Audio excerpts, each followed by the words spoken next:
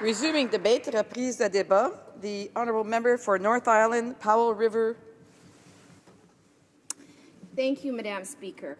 First, I want to thank the member from Edmonton Manning for bringing this forward and also sharing his very personal story.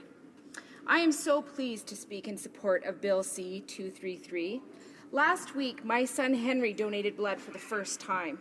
His commitment came from having a cousin who battled leukemia and at this point is healthy as his mother watches and waits.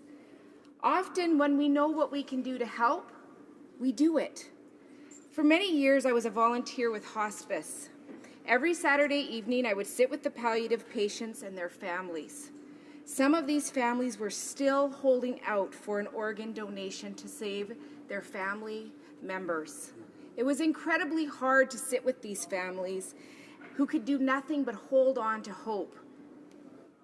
We know that every year, 1,600 Canadians will be added to the organ donor list, while 5,000 Canadians are still waiting.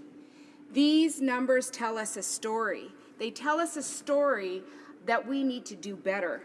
A national registry would make a significant difference. It would help people across this country. It would increase access, it would address disparities and increase efficiency. It would be a national program that could bring all the provinces and territories together to make a difference, to make people have a second chance in this life.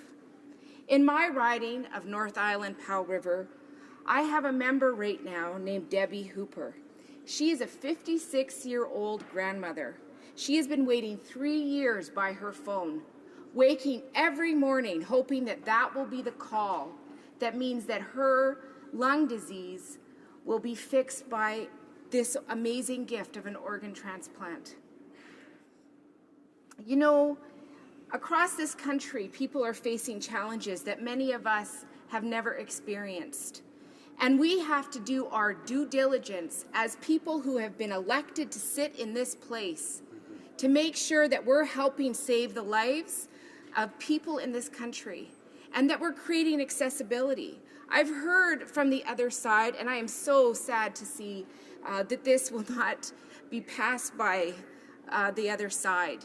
You know, we need to send this to committee. We need to be hearing those witnesses from across this country.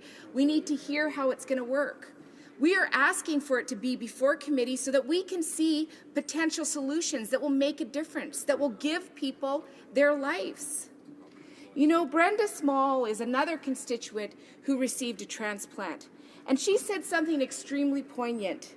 It was the worst day in somebody's life and the best day for mine. I cry every time I think of it.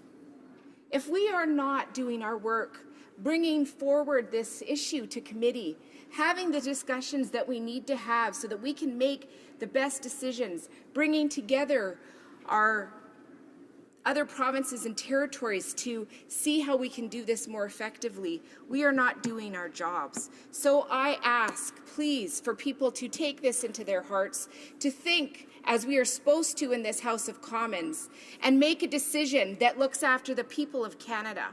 Thank you so much for the member for his hard work. Thank you for the history that we have in this place of multiple members bringing forward private members' bills in this same theme of creating a united country, of acknowledging that we have a universal healthcare system and making a change that will save lives.